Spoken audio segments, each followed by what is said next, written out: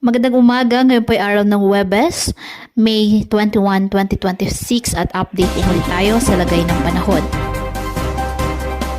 Ayon po sa Pag-asa, easterlies ngayon o mainit na hangin na nagmumula sa dagat Pasipiko ang nakakaapekto sa Luzon at Visayas.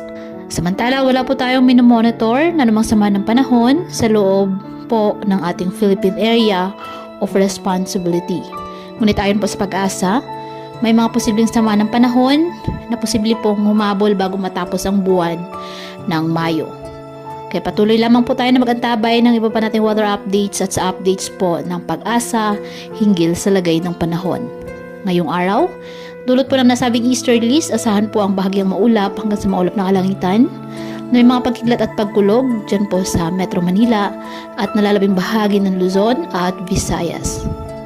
Ang Mindanao naman po, asahan naman ang bahagyang maulap hanggang sa maulap na kalangitan with isolated rain showers or thunderstorms. Tulot naman po yan ng mga localized thunderstorms. Mag-ingat po and God bless.